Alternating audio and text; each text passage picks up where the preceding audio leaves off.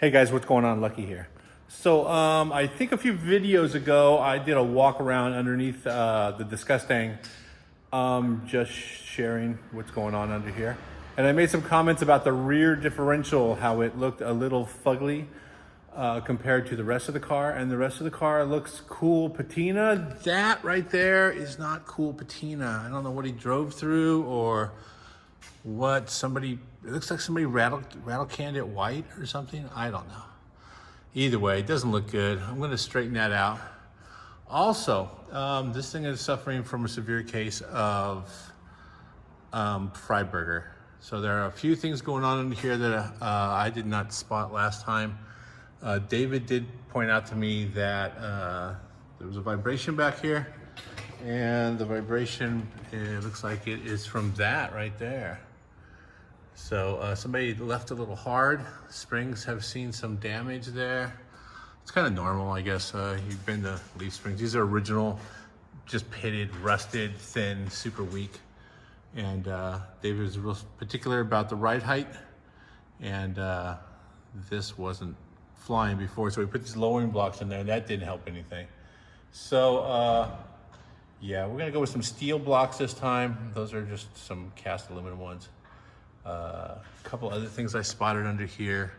Obviously we're gonna replace the leaf springs, pull the rear end out, cut those perches off, put new perches in, set the pinion angle correctly. And I noticed that this thing always sounded a little funny and smelled like exhaust when I drove it. So it looks like that's not closing all the way. I have some different type of clamps I want to put on there and maybe tack them so they don't rotate, because they do appear to be rotating a little bit. That's both sides. So that's exhaust leak, fumes under the car. Doesn't smell good. For a daily driver, those are the things that you figure out over time. I mean, unless you TIG weld the whole exhaust and V-band everything, you have to kind of figure out what's going on. This looks like it's a prefab kit and it goes together, maybe not quite as tight as it could have. There's also this thing right here. Let's see some contact on the axle to the exhaust pipe, so that maybe unplugged it a little bit. So, but this right here is not cool. That is completely like they welded it in just all the wrong place, like they missed the rear hat on here. So I'll clean that off and weld that up right there. Looks like the machine that did that weld, that bead. I think they call it undercut. They didn't put enough material in there. So we'll fix that up, get rid of that leak. Everything else looks good in here. That's really about it. I'm gonna pull the rear end out, cut those pads off. David sent me some new ones. I found some actually just in time for him to send me some new ones. So we will be putting those on. And then while I got it out, clean it up, put a coat of paint on it. Yeah, that's really about it. All right, so yeah, I snatched off the wheels already, undid the U-bolts, undid the shocks, dropped the drive shaft. I'm gonna pull the brake line just because I'm not super fond. I mean, I got it apart. The brake lines that are on here are fine, but I have a new Earl's flare tool. So I'm gonna shorten these to the correct length, make them kind of tuck in there nicely, and then paint the rear end, take them all off to paint it. So, all right, here we go. Enjoy. I generally work alone. Well, I work alone a lot, let's put it that way. So I have devised ways to do stuff by myself, and also I'm pretty lazy, so I don't want to wait for people. So this is what I generally do. I throw a couple jack stands on this thing because I have a lift. If you're working on the ground, it's actually kind of easier because you just put a floor jack in the middle of the rear end. You jack it up off of the leaf springs, and then you drag it to the right. Then you set one side down, pick up the other side. It's easy to do by yourself. What I have done so far, pulled the U-bolts out, obviously, right there, unhooked the brake line, unhooked the vent, undid the drive shaft, of course, undid the e-brake cables, something that my cars are a little short on, is e-brake cables. Undid them on both sides, undid the shocks, of course. The harder part would be taking the original leaf spring shackle nuts off. That's a little bit of a pain, but it is done. And now I'm going to lower the car down till the rear end just lifts off the springs, and then I will pry the shackles off. And when I do pry the shackles off, the springs will drop out of the way, and I will be able to just pull the rear end just so that you guys know how high-tech my stuff is. This is my camera stand. This holds it. I use my phone, iPhone 11. Sit it right in there, clamp it, aim it.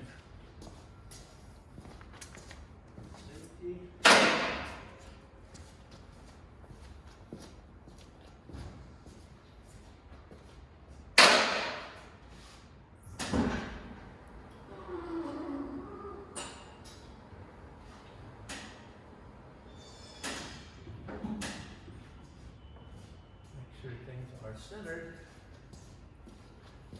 because even though it looks like it's easy, this can go south pretty easily. Now as soon as I lift it, the rear end is probably going to try to rotate.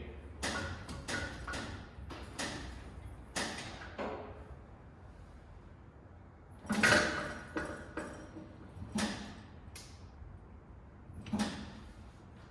all it takes.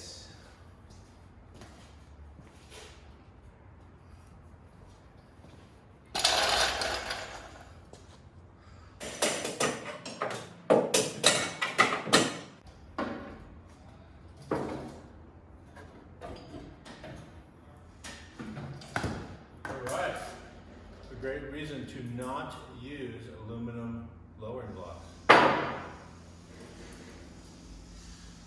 Some side effects of that. Well, there are many.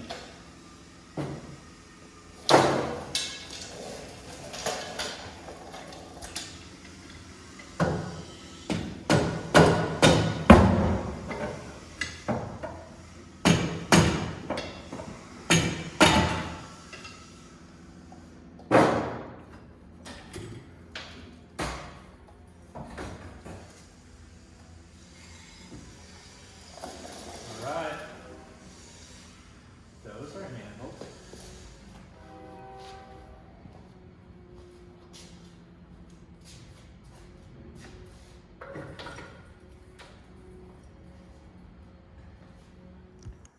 Okay, so rear end is out. You can see that the stock perches, maybe they saw a little too much weather. Possibly, you can see right there where they bent. This one worse than that one. And it also broke a lowering block, sheared the alignment dowel off. This means the rear end moved. So, I mean, worst case scenario, the rear end moved, pushed in on the drive shaft, shoved it into the back of the transmission. But, I mean, most likely it did. It was difficult. It definitely moved forward. The wheelbase was off. But either way, unsafe condition. And we're going to straighten that out right now. We're going to cut these with the cutoff wheel and then knock them off, clean them up. And before I do that, I'm going to measure. Well, actually, look at that bend. You kind of see that right there. Kind of round, but I'll figure out pinion angle. Basically put it all together with the new springs, tighten it all down, center it left to right, snug it all up very firmly, and then lower the car down on the wheel blocks that we built a few episodes ago, and lower it down, set the pinion angle, tack it, and take it all back apart and weld it. So that's where we're at. Be right back. Okay, I'm done making a mess and inhaling this crap. So I use the cutoff wheel right here to cut the pad just above the weld on both sides. And same on this side, obviously. After you get that done, use the cutoff wheel and just do sort of a sharper cut on one end, like all the way through, but you don't got to go all the way through, all the way around. And then you wail on it with a sledgehammer. And it only takes about 2 hits, and you'll see it crack all the way around. And then you knock that off the rest of the way. Just a little more massaging with the cutoff wheel. And then I use these paddle wheels I got from Benchmark Abrasives. I think this is 60 grit. They last forever. They work well, and I use those just to massage off all the weld and get it pretty flat. That one's still a little warm. These are the new perches that David found online and shipped. They are even the correct size. Well, very close to the correct size. I will probably massage that just a little bit, get it a little bit tighter. I have some other ones over there, but they're not as heavy duty as these. And something tells me David's going to be needing the heavy duty ones. So I'm waiting for the other leaf spring to get here. Only one of them showed up, sitting right over there. And when that spring gets here, I'll take these springs out and I will install those two springs, slide the rear end in, and set the perches on it, put the U-bolts on it, snug it all together, drop it down on those blocks like I said, set the pinion angle, and we'll talk about pinion angle when we get to that. All right, that's it for today. I will see you in what just seems like a few seconds to you, but it'll be tomorrow to me. See you soon. Okay, so this party has been on hold for a minute. We're back on the disgusting. We got to get this thing done. Things that get accomplished today. Fix the exhaust. I'm going to put it down, clamp it correctly, and then tack it so it doesn't pop off again. Most likely what happened is when the perches broke and the rear end moved, the rear end came in contact and pulled it apart. Also, it looks like a manufacturing defect right here. There's a crack right here. They missed the hat right there when they welded. So I'm gonna take care of that. New leaf springs are here. Differential is basically cleaned up and painted with the exception of the area I'm gonna be welding. I'll be cleaning those again. A couple tech tips here, RB. When you set your pinion angle, obviously you're gonna clean all this stuff off to weld it. It does not hurt to take a punch after you set your pinion angle, your final pinion angle, and just above where the perch meets the rear differential, put a mark, and before you wipe that mark off, use a punch and just punch the left and right, and make a visual reference for yourself so that when you put it all back together, it looks the same and the pinion angle doesn't change. Next drama was taking off the forward box bolts, the shackle box or forward leaf spring bolts. Shackle box would be in the rear, so I'm a little diffused right there.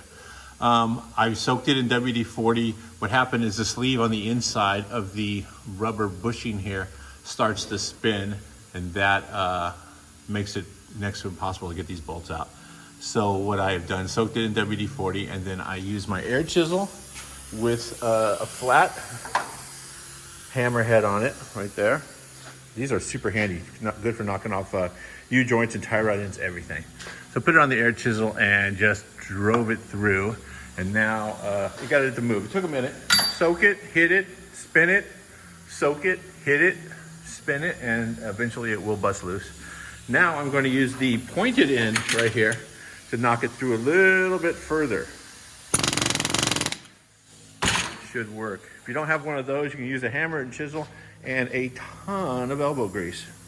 So let me get John McGann stood up here, and I think he needs to be a little taller.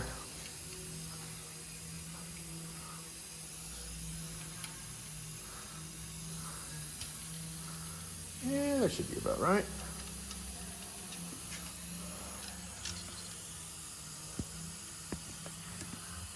There it is. Should be able to see what I am mangling there. Seems good. Looks like he's been shaking a little bit. Had a couple too many cocktails, possibly?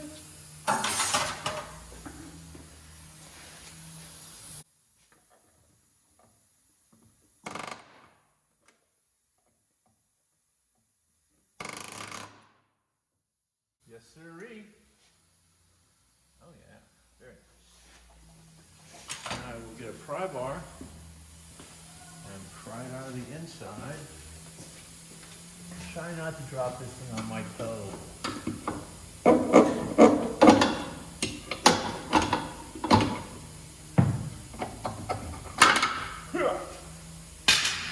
That's heavy. So yeah, you can see that was nice and dry this whole time. So also is a broken spring.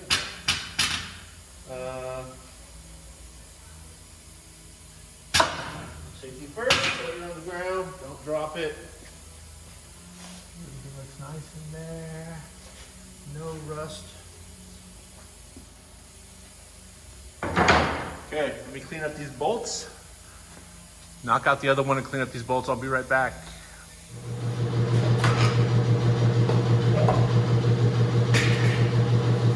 All right, just so you guys can see, what happens is the sleeve in the middle right here,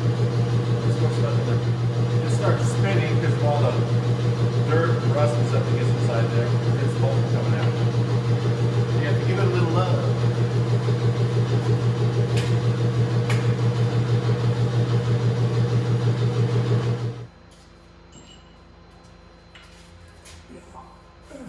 Okay, kind of heavy.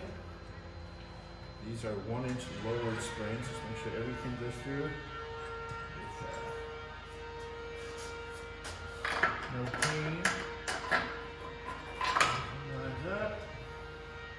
Check the width. Very unforgiving there.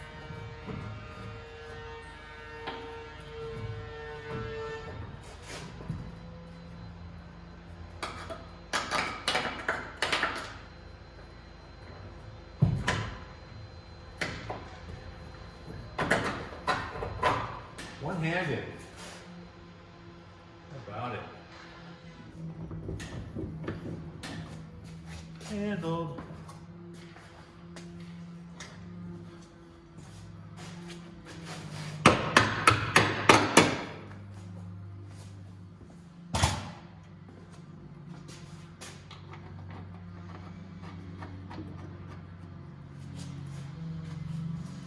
Okie dokie. Obviously, don't tighten the bolts up for any moving part until it has a load on it. So these are just going to be finger tight, and I will assemble everything. Bushings in the back of the shackle, or the leaf spring and shackle, and then once it's sitting on the blocks, I'll go around and tighten everything.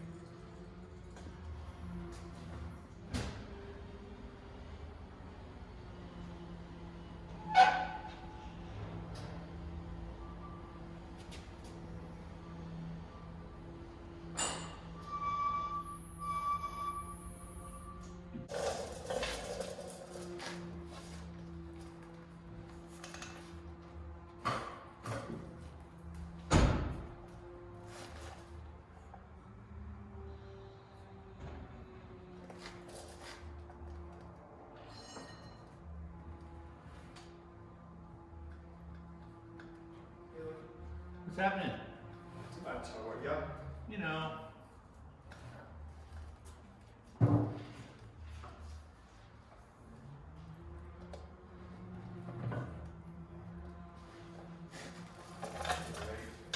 Whoa, is that the real John McGann?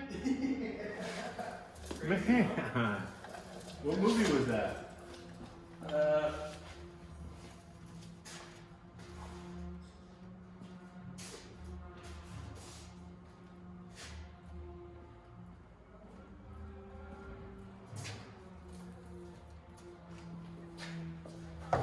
It's the real John McGann. That's right.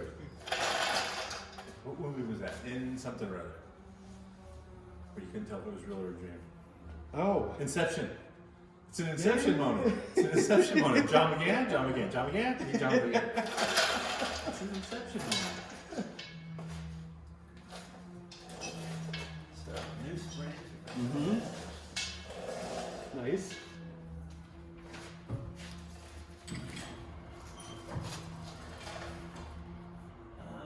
Oh, you know what? Take a little bit. Take the wheels off. Or, no, just this one side was a little sketchy too right there. Okay.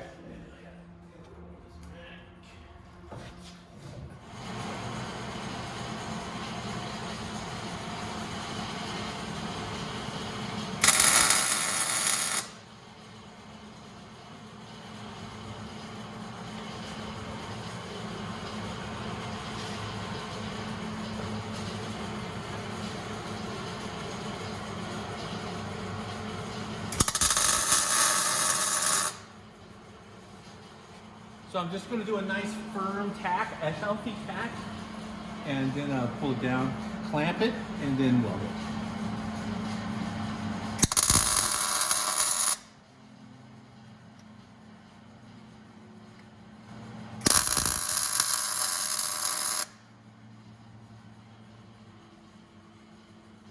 People have criticized my tacks before because they just look like a weld glob. But that's not a tack. Just in one spot in the back.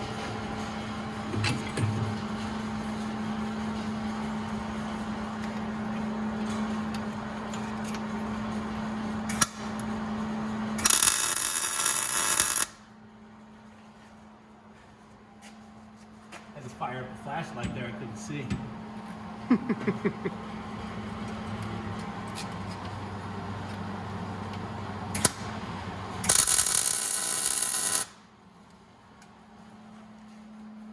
Okay, taking it down. How about that ambient noise in the background? Does that sound soothing?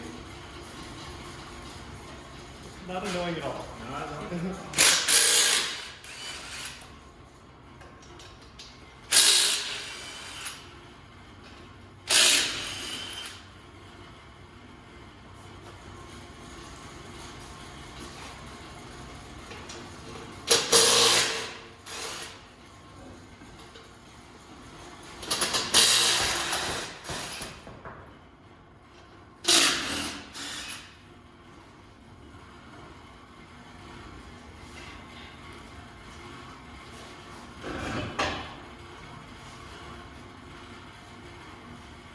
Heck yes.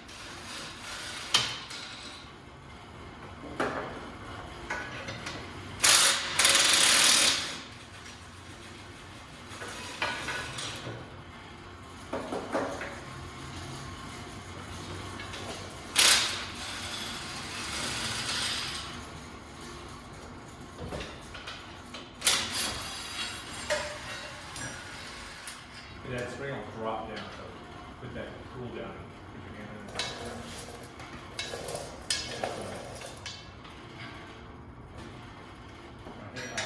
Hold the rear end housing is kind of on a wall. So just maybe lift that one a little.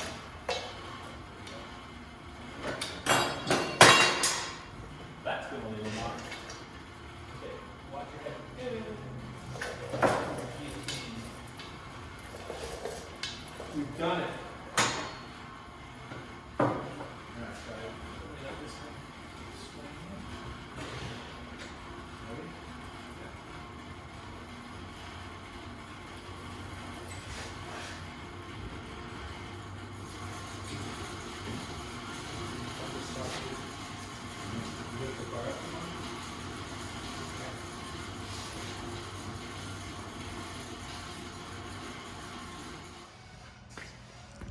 All right, so me and John McGann, he's the one with no hair.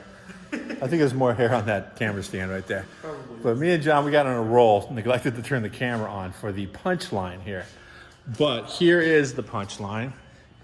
The differential is installed, all new equipment, all new hardware, all new plates. I don't know, where are those bent plates? Oh yeah, we got no more lowering blocks with broken alignment dowels. are the pad the Other perches? yeah, no, not the perches, the pads. They're over there.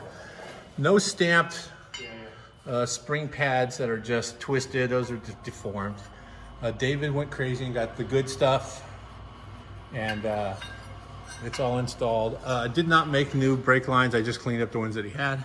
They're repops. He made these, I think, on Roadkill Garage. But new perches are welded on there.